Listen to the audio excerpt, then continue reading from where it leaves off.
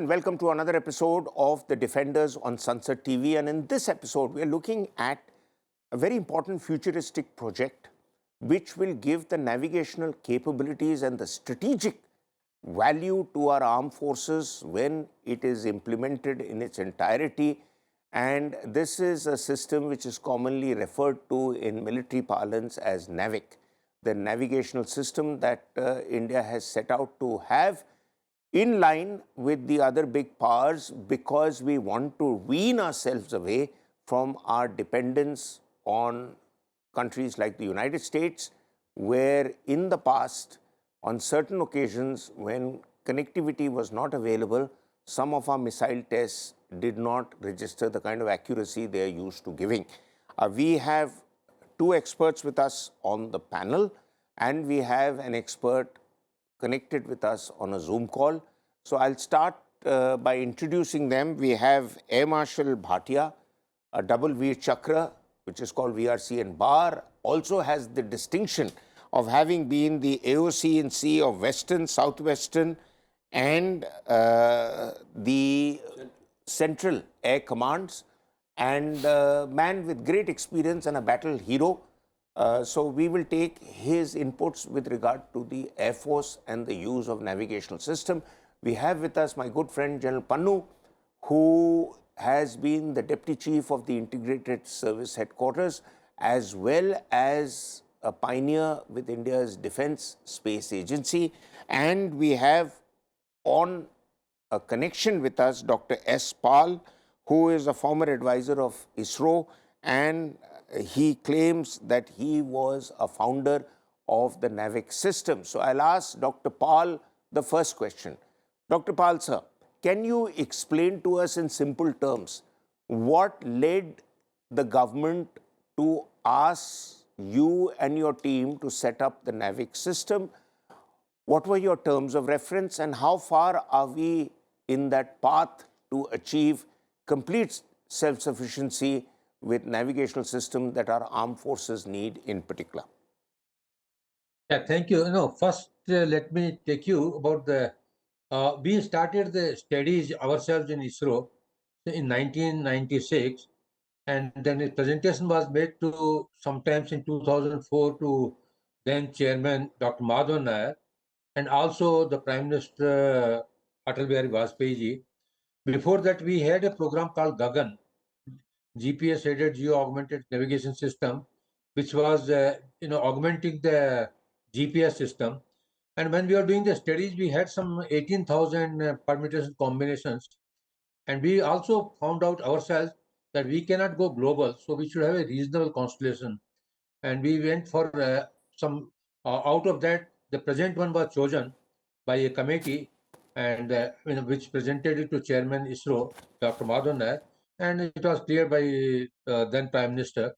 We started. It's a hosted payload, and we wanted that coverage was 1,500 kilometers plus minus Indian geopolitical boundary, and we could not get the L1 signal at the time, so we went for L5 signals, which we coordinated with NASA, GPS, FAA, NASA, and others, and also with other agencies like Galileo, and also with China. Then we went to S band. Nobody else has gone into S band because S band was available to us. So we went to S band. We went for BOC modulations. So after selecting all the things, having a coordination, then the thing was presented to government, and we identified two services. One is the open service to everybody, like GPS open service. Another is the restricted service. So restricted service was for security agencies, and the code was decided, and it was then we started interacting with the security agencies, with IDS headquarters, and also with the DRDO, and the code was how the key has to be exchanged, etc. Those things were done. But we also had one model which we developed, ionospheric model, which GPS doesn't have, Galileo does not have, BDU does not have. We are the only agency which have got an ionospheric model. So our accuracies, worst case accuracies, are better than 4 meters, that to extreme northeast, and rest of the country we have got better accuracies. And so this has been met. We have got 7 satellites. IRSS 1 did not work properly, 1A. So that is being used for sending the messages. At the request of the defense services, we formulated the overall frame in such a way that if the pilot is there or somebody else is there, he can get a message. So that messaging service is being used in IRS-1A, which clocks went bad Okay. by fishermen in Kerala. Okay, okay. Thank you very much. And you made mention of a couple of things which I will ask Air Marshal Bhatia to educate us a bit more. One, he talked about the pilots and how pilots would require such services with the speed with which fighter aircrafts particularly move. I have also learned that one of the reasons I think where we got encouraged to look for such equipment was during the Kargil conflict. We did not get the necessary support from the United States with this kind of equipment and the intelligence and the information that it can provide. And the importance of this equipment has not been lost on us since then, because he mentioned Prime Minister Vajpayee also, who had laid out the requirements that let's go out and get it. Your view, sir? Yeah, absolutely right. What we are saying is that, different countries have actually come up with this system, space-based system, to have what we call global positioning system. And as we all know, the US was the pioneers, but closely followed by Russia with GLONASS. And then we had, of course, the Chinese with Beidou, and of course, then we had the Europeans with Galileo. And as far as India is concerned, as you rightly pointed out, Maruf, in 1999, when we were looking for targets in the Kargil sector, we were finding it difficult because the GPS, which was actually the sole property of the US, was denied to us at the time. And that is how it was felt that we need to actually create something ourselves. And I'm very happy that Indian government took the right decision and we actually came up with the NAVIC program. As you know, it is actually an acronym. It is actually is Indian, what we call IRNSS, and that is for the Regional Navigation Satellite System.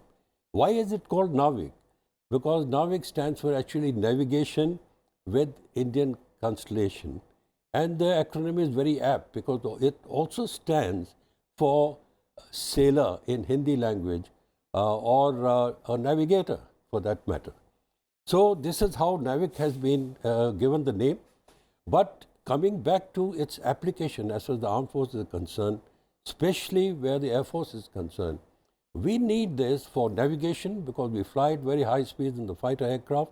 And as you know, in the old times, and you also may be aware that in 65 and 71, for example, we used to actually do navigation only with the map. I know. Whether it was day or night. And we used to call it moving thumb display, actually. But we have come a long way from there. And in 99, of course, we had very limited, shall we say, access to GPS, as I mentioned earlier. So we were using handheld equipment in the fighter cockpits to be able to navigate. Amazing. Things, of course, have improved. And NAVIC is going to provide us the necessary capability, not only to be able to accurately navigate in any weather condition, but also have application in the weapon systems that will give us the kind of precision attack capability that we are looking for. As you know that the Spice 2000 weapon that we used in Balakot airstrike, of course, had a combination of the electro-optical and the GPS system. And that is how we got the kind of accuracy that we were looking for. Yes, and which is something, unfortunately, was not explained in such detail to our people. So there are still the doubting Thomases, whether Balakot Ops achieved its full impact or not. But that's a subject of another debate. General Pannu, since you have great experience in dealing with our neighborhood, both in integrated service headquarters in MOD and earlier in the MO Directorate, explain to us the strategic significance of this kind of technology, both in terms of our own requirements and what we can give the benefit to our neighbors for those who are friendly neighbors. That is important to set into context my next question with the former ISRO advisor, Dr. Pal. Maruf, you are asking me to speak on the military applications for India. To take your mind back, the GPS actually was an innovation of DARPA under the Ministry of Defense. Right. And it came up in late 70s, and for the first time, the world saw application of the GPS for the military use in the Gulf War in the 90s. And world watched how the defense industrial complex was trying to talk about the accuracy of the delivery of missiles and also the anti-missile system, that is the defense system. Here and after, when the GPS became a global fame and global name, and even the commercial use started, it became very important for the growth of the A industry, B military, for bringing all the precision into what they do. It is important for the military to do everything at the right place at the right time. Absolutely. And for India, as a good Indian, I'm very proud that we have our own system and we are not now going to be dependent on the systems which can get spoofed, like GPS, they can get spoofed. Our adversary has built a system which is very powerful called Beidou, which is a global system which has got 35 plus satellites.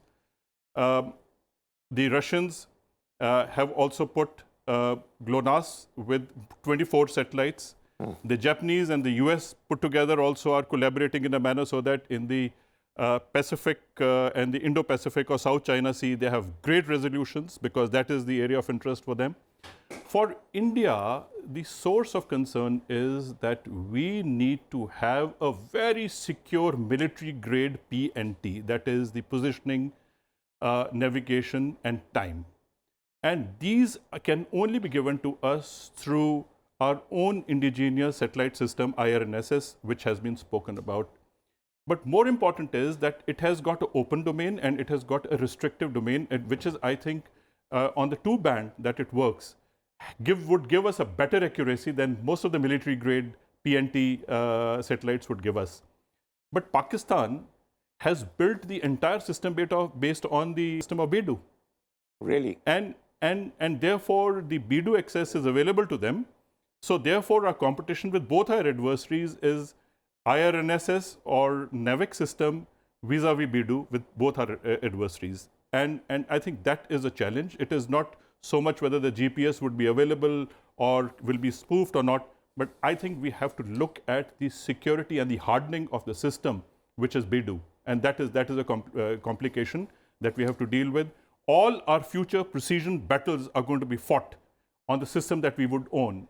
Every platform for precision, including shooter sensor, would be based on these satellite systems, which is extremely important. So that is what we are facing as a challenge. Okay, you brought out a very important aspect, and that is, and it's taken me completely by surprise, that Pakistan could have built something as complicated as this, or is it made in China, put into Pakistan as Pakistan's nuclear program? It is so. Pakistan has, you see, Beidou is a system which is global. So you can have an access to it. It is all your receiving devices and ground stations which can give you a positioning. Sparko of Pakistan is actually a program which has been embedded in Pakistan. So they are working, their agency, which is a space agency, Sparko is working alongside the Chinese space program. So in a way, when you talk about the collaboration, the space is a total collaboration. Okay, sir, you wanted to quickly say something, sir. Yeah, basically what I wanted to say is that, all these systems, they have got two applications generally. One is for the general use, that is including civilian use. And the second one is encrypted one, which is basically meant for the military use or very, shall we say, niche authorized users. So that is what we are talking about. For example, GPS, you take it, GPS is available universally. But they have a military encrypted version which is available only to the US and to their allies, or that to selected allies. That is what matters. And that is why NAVIC is so important to us, because we will get that specific encrypted facility which gives the military that edge that we are looking for in terms of not only navigation, but also to make weapons achieve that kind of precision attack capability that is required. Very informative, sir. I'm going back now to you, Dr. Pal. Now, kindly help us understand the challenges you faced in producing this equipment, because many countries which we saw as potentially providers of this technology to us were not too happy to provide us this. And our hit and try method of reaching out diplomatically finally led us to the Russians. Now, I'm told by one of our guests, General Pannu, that the Russian wherewithal that was provided to, or is to be provided to us, is also being provided to Pakistan. So one of our restrictions has always been to have technology which our nearest adversary does not have, whether it's China or Pakistan. Now, how is it that we are going to overcome that when we go on to further stages of development of our own NAVIC system? Okay, I mean, what General Pannu told was very relevant. Let me tell you, we have got two frequencies, L5 and S frequency. They're quite widely apart. So, and then S band alone itself can help. But if you have got a dual frequency receiver with restricted code, which is not available to others, like M code of GPS on the same lines. So in that case, our accuracies are much better. Dual frequency, we get this restricted service. Now, new IRNSS services, the code which was made for restricted services has been made longer, So, and we have checked it that it's difficult to break it. So, and it has been checked by DRDO also, and I think IDS headquarters also have checked it. Then we are adding the L1 also frequency. So there will be three frequencies. The receivers have been developed in India with the INSS, both for L5 as well as S-band frequencies, and some of the for rest, open services. It has been given to the many manufacturers for mobiles. So it's available for restricted services, it's available for open services, and with the messaging service and dual frequency receiver, long code, which is restricted only to the defense users, I think we can meet the challenges of our adversaries. BDU does not have all these things which we have got, to my knowledge. Okay. So I come back to you, General Pannu.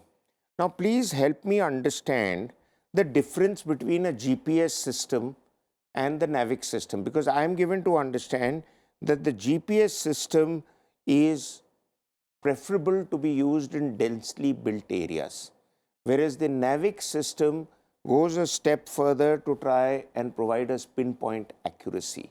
So, what is the difference between what they both provide? I think GPS as a system is very well established.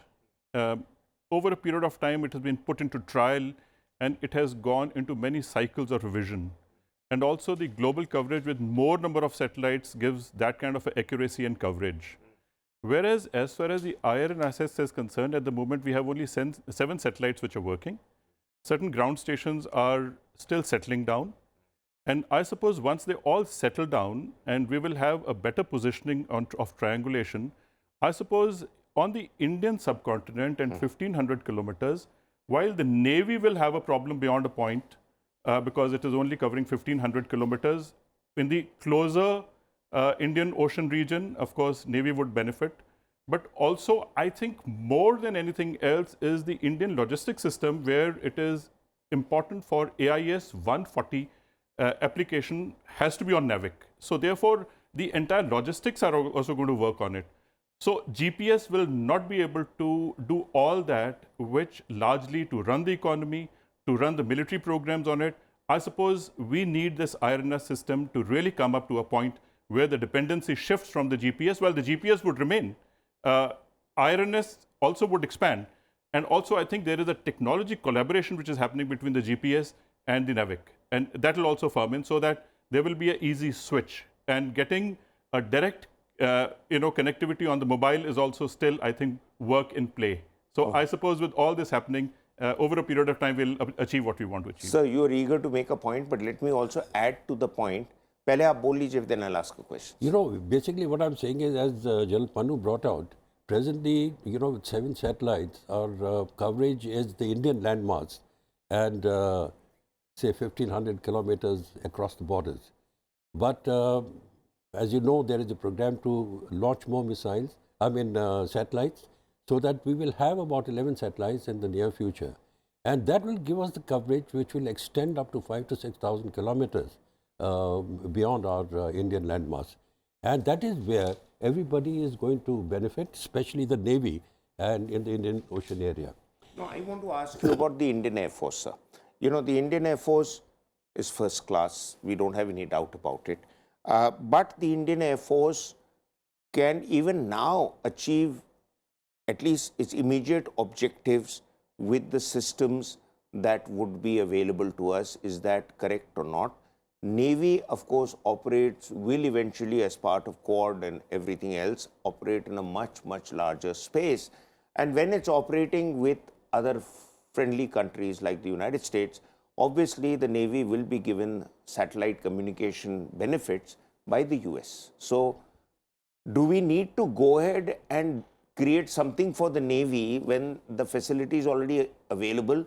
Instead, why don't we invest in what we are creating to make it even better?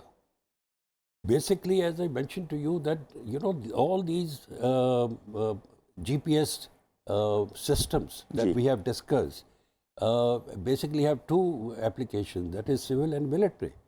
Now, when we are looking, as far as the Army, Navy and the Air Force is concerned, especially the Navy and the Air Force, we are looking for something which is a military encrypted version to give us that kind of accuracy. Right. Now, the point is, it depends upon our relationship with different countries which have this.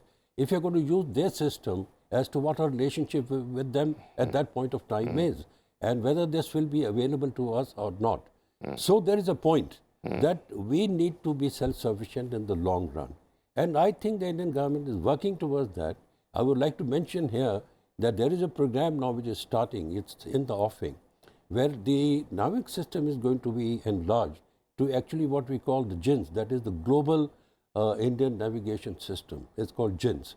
And that is going to be at par with the GPS and GLONASS and Veju systems, which will give us the global coverage. And the encrypted version of that will be solely available to us. We will not have to be dependent either on the US or any other friendly country which is operating this system to be able to productively use our own systems in a way that we want to. Okay. Dr. Pal, if you are still with us, my question to you and request for a quick answer, which is that GPS requires some 24 satellites to be operational and has to have, the US apparently has more than 31 satellites dedicated to such activities, whereas the NAVIC satellites operate at a much higher height and with greater pinpoint accuracy, and therefore the GPS has limitations, particularly with respect to high mountain areas and peaks. Is that true? Because we need that information in our operational environment. Yeah, it's true. That's why the new experiment which GPS is doing with NTS-3 satellite, which will be launched in 2023, it's a geo orbit. No, we were the first constellation to operate in geo orbit. Another thing, if this present geosynchronous satellites are at 29-degree inclination. If we add 4 more satellites in between, we did the study, then our coverage comes from Mongolia to almost mid-Europe, far beyond Iraq, and almost touches Australia. So most of our requirements can be met if we add 4 more satellites. I mean, I don't know whether there is a facility to you. I can share the coverage which we did during my program directorship state. So we can 1500 kilometers. Another thing is 1500 kilometers. We are telling that we provide the standard accuracy which we are promising, but now it can be used beyond also. I mean, you can go Indian geopolitical boundaries plus minus 2000 kilometers also. You get almost the same accuracy or maybe slightly degraded. So it can be it should be experimented by the Navy and others. I'm sure they must have done it, but I don't have any information about it. But Okay. 4 more satellites, if they are added, it can increase our wide area, our coverage area, much beyond our expectations. Okay, Thank you. fine. That's very encouraging. Quick last word to you, Air Marshal Bhatia sir and General Pannu, before I wrap up. I've got 2 or 3 minutes. Well, basically, what we're looking for is that how soon Navy can become operational and become available for military use as far as the armed forces are concerned. Because, as you know, our weapon systems, even our indigenous weapon systems, are being developed today, which are going to be using the GPS. Okay. For shall we say, precision-guided weapons, we have laser, we have got electro-optical and so on and so. But GPS is the most accurate. I mean, because it is not weather dependent. Okay. So that is General what we Pannu, need. With the 30 seconds. With the capability of 1A of messaging, it is interesting that AIS 140 in combination with all that constellation that we have, we will be able to run IoT for the military, which is IOMT for including logistics, and IOBT including shooter to sensor in the tactical battle area. So I suppose this will give a very good form for the military. Okay. The military loves using acronyms. I think we have to have a show explaining acronyms. But this show has been very illuminating for me, and I'm sure for the audience also. And until our next episode, thank you very much and goodbye.